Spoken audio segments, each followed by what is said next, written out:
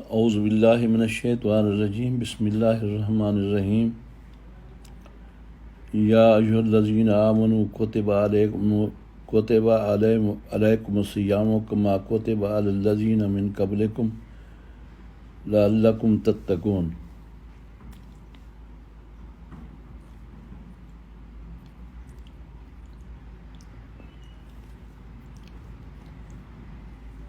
روزوں کی فضیلت کے حوالے سے ہم چند باتیں نقل کرا رہے ہیں۔ سب سے پہلی بات یہ ہے کہ یہ روزہ حضور کی امت پر فرض ہوا، شوال کا مہینہ تھا اور سن 2 ہجری میں فرض ہوا۔ پہلے نماز فرض ہوئی، پھر زکوٰۃ فرض ہوئی اور پھر روزہ فرض ہوا۔ یہ روزہ چوتھا رکن ہے اسلام کا۔ حدیث پاک میں الصوم نصف الصبر ہے، صوم صبر کا آدھا ہے، اور دوسری حدیث میں الصبر نصف الایمان، اور صبر آدھا ایمان ہے۔ تو گویا صبر نصف کا نصف ہوا، یہ روزہ نصف کا نصف ہوا تو نصف کا نصف ربع ہوتا ہے، لہذا اس حساب سے بھی روزہ چوتھا رکن بنتا ہے۔ حدیث قدسی میں اللہ تعالیٰ کا ارشاد ہے الصوم لی وانا اجزی بہ، روزہ میرے لیے ہے اور میں ہی اس کی جزا دوں گا۔ ایک روایت ہے وانا اجزا بہ، اور میں اس کی جزا دیا جاؤں گا، یعنی میری زیارت اس کی جزا ہوگی۔ روزہ اور دوسری عبادات میں فرق یہی ہے کہ جتنے اعمال صالح ہیں ان کا اجر متعین ہے، 10 سے 700 1400، لیکن روزہ ایک ایسی عبادت ہے اس کا اجر متعین نہیں ہے۔ ہمارے علماء ذکر کرتے ہیں کہ روزے کی 3 قسمیں ہیں: صوم العوام، صوم الخواص، صوم خواص الخواص۔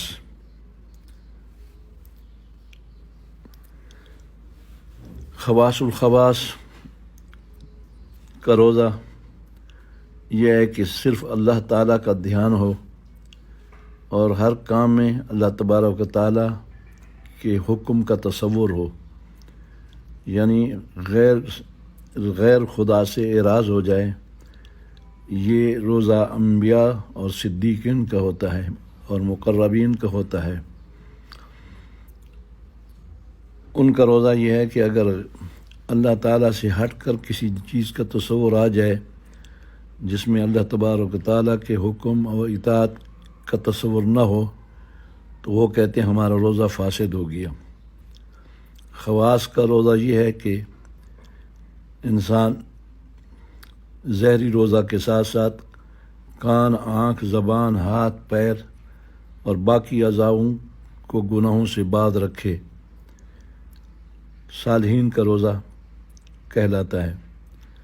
عوام کا روزہ یہ ہے کہ روزہ کی نیت سے معقولات، مشروبات اور شہوات سے اجتناب کرے، صبح صادق سے لے کر غروب آفتاب تک، تو یہ عوام کا روزہ ہے۔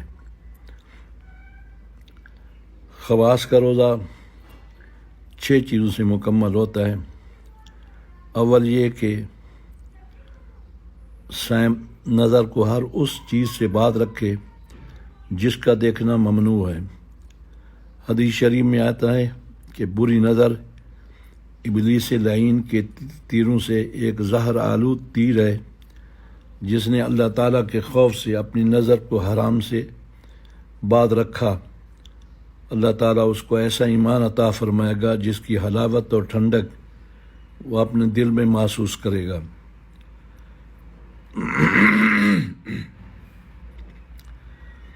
خواص کا روزہ جھوٹ، غیبت، چغلخوری، جھوٹی قسم اور شہوت کی نظر سے ٹوٹ جاتا ہے۔ دوسرا امر خواص کا کہ زبان کو سخت کلامی سے، فحش گوئی سے، کذب سے، غیبت سے، چغلخوری سے محفوظ رکھے۔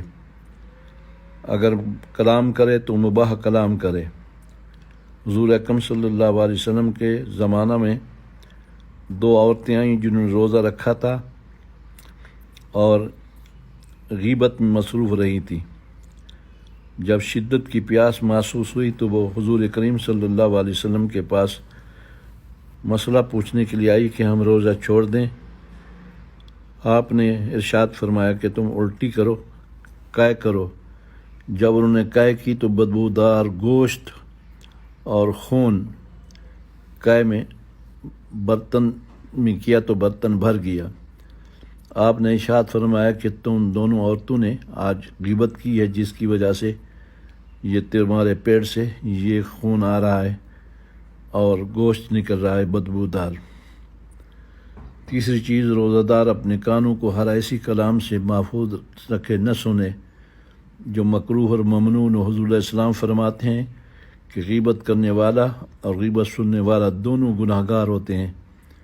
چوتھا یہ ہے کہ باقی اعضاء کو گناہوں سے باز رکھے اور افطار کے وقت رزق کے حلال پر افطار کرے۔ حضور نے فرمایا اکثر روزے داروں کو سوائے بھوک اور پیاس کے کچھ نہیں ملتا۔ تو علماء نے فرمایا یہ وہ لوگ ہیں جن کو بھوک اور پیاس کے علاوہ کچھ نہیں ملتا، جو رزق کے حرام پر روزہ افطار کرتے ہیں۔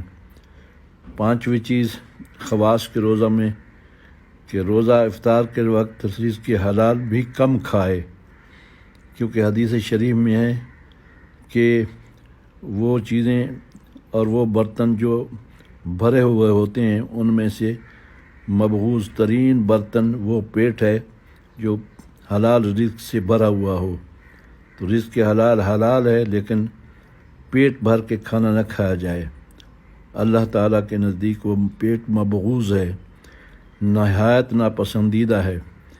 اس لیے روزے دار دن بھر بھوکا رہے، پیاسا رہے اور افطار کے وقت اتنا کھا لے کہ اس کا پیٹ بھر جائے، تو اس کا پیٹ اللہ تبارک و تعالیٰ کو پسند نہیں آئے گا۔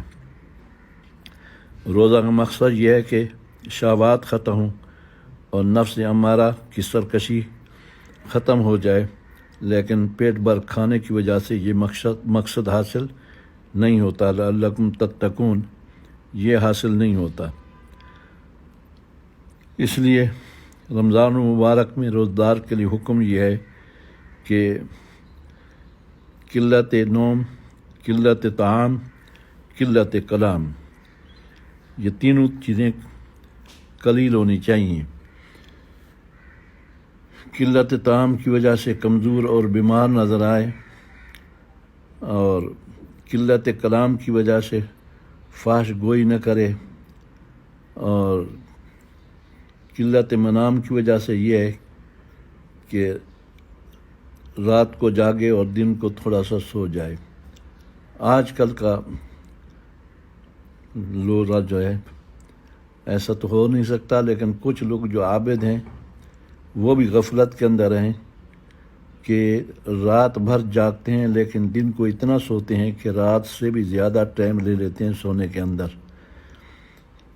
غالباً حضرت علی نے فرمایا اولیاء اللہ قوم صفر الوجوہ من السحر، امش العیون من العبر، خمس البطون من الجوع، یبس الشفا من الزوع۔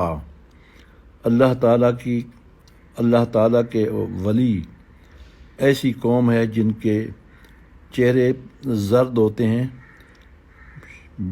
شب بیداری کی وجہ سے، اور ان کی آنکھیں چندھیا جاتی ہیں آنسو بہا بہا کے، اور ان کے پیٹ کمر کے ساتھ لگ جاتے ہیں بھوک کی وجہ سے، اور ان کے ہونٹ خشک ہوتے ہیں پیاس کی وجہ سے۔ چھٹی چیز جو روزے کی حالت میں ضروری ہے وہ یہ ہے کہ روزے دار خوف اور رجا کے درمیان اس کی کیفیت ہو سکتا ہے کہ روزہ رکھنے قبول ہوا اور ہو سکتا ہے کہ روزہ مردود ہو گیا ہو۔ حضرت حسن بصری کچھ لوگوں سے گزرے تو وہ ہنس رہے تھے، تو آپ نے فرمایا کہ افسوس یہ لوگ، اگر ان کی بصیرت سے پردہ اٹھا دیا جائے اور ان کو پتہ چل جائے کہ روزہ مقبول ہے تو پھر انہیں ہمیں شکر میں مشغول ہونا چاہیے تھا، اور اگر پتہ چلے ان کو کہ ہمارا روزہ مردود ہو گیا ہے تو پھر انہیں مغموم ہونا چاہیے تھا۔ یہ لا و لا میں خوش ہونا ان کے لیے صحیح نہیں ہے۔ تو اس لیے روزہ دار کو چاہیے کہ وہ یہ خیال کرے دن کے اندر کہ پتہ نہیں میرا روزہ قبول ہوگا یا قبول نہیں ہوگا، تو اس کا بہت خیال کرے۔ یہ روزہ دار کے لیے چند نصیحتیں ہم نے ذکر کر دی ہیں، اس کو چاہیے کہ روزہ دار ان پر عمل کرے۔ قرآن پاک میں ہے یا ایھا الذین آمنوا کتب علیکم الصیام کما کتب علی الذین من قبلکم لعلکم تتقون۔ اے ایمان والو، تمہارے اوپر روزے فرض کیے گئے ہیں جیسے کہ فرض کیے گئے ان لوگوں پر جو تم سے پہلے تھے، تاکہ تم تقوی حاصل کرو۔ اس میں بتا دیا گیا کہ روزے کی غرض تقوی حاصل کرنا ہے۔ اب اگر تقوی حاصل نہ ہو، پرہیزگاری حاصل نہ ہو، تو معلوم یہ ہوا کہ وہ روزہ صرف ظاہری روزہ ہے، اللہ تبارک و تعالیٰ کو اس روزے کی کوئی ضرورت نہیں ہے۔ حدیث شریف میں ہے کہ بہت سے لوگ روزہ رکھتے ہیں جن کے روزے میں صرف پیاس اور بھوک ہوتی ہے لیکن انہیں کچھ ملتا نہیں ہے۔ رمضان شریف کی برکات میں اللہ تعالیٰ کی شان یہ ہے کہ یہ برکت ہے کہ شیطان قید کر لیے جاتے ہیں، جہنم کے دروازے بند کر دیے جاتے ہیں، جنت کے دروازے کھول دیے جاتے ہیں۔ عبادات میں اگر کوئی شخص نفل ادا کرے تو اس کا ثواب فرض کے برابر ہو جاتا ہے، اور اگر کوئی فرض ادا کرے تو اس کا ثواب 70 گنا ہو جاتا ہے۔ اور اگر کوئی شخص کسی مسکین کو کھانا کھلا دے تو اللہ تعالیٰ کھانا کھلانے والے کے گناہ معاف کر دیتا ہے، اور اس کو بھی روزہ رکھنے والے کے برابر روزہ کا ثواب عطا ہوگا۔ صحابہ کرام نے عرض کی یا رسول اللہ، ہم میں سے سب لوگ تو روزہ افطار کرانے کی طاقت نہیں رکھتے، تو آپ نے ارشاد فرمایا اگر کوئی شخص روزے دار کو افطار کرانے میں کھجور کا ایک دانہ دے دیتا ہے، یا دودھ کا ایک گھونٹ دے دیتا ہے، یا پانی کا ایک گھونٹ دے دیتا ہے، اس کو بھی یہ ثواب ملے گا جیسے کہ آپ نے فرمایا میں نے ذکر کیا ہے۔ حضور نے فرمایا جس شخص نے روزہ دار کو پیٹ بھر کھانا کھلا دیا، قیامت کے دن میں اس کو حوض کوثر سے پانی پلاؤں گا، جس کی وجہ سے جنت میں جانے تک اس کو پیاس نہیں لگے گی۔ حضرات گرامی، یہ روزہ رمضان مبارک سن 1443 اور 2022 آنے والا ہے۔ ہمیں چاہیے کہ اس کے لیے تیاری کریں اور کوشش کریں کہ روزہ بالکل حقیقت کے مطابق ادا ہو، اور اللہ تبارک و تعالیٰ اس ہمارے روزے کو قبول کر لے۔ واضح ہے کہ اللہ تعالیٰ ان عبادات کو قبول کرتا ہے جو عبادات اپنے اندر روحانیت رکھتی ہیں اور فرائض، واجبات، مستحبات سب پر عمل کیا جاتا ہو جس عبادت کے اندر اللہ تعالیٰ اس عبادت کو قبول فرماتا ہے۔ اللہ تبارک و تعالیٰ ہمیں روزہ رکھنے کی توفیق عطا فرمائے۔ وما علینا الا البلاغ المبین۔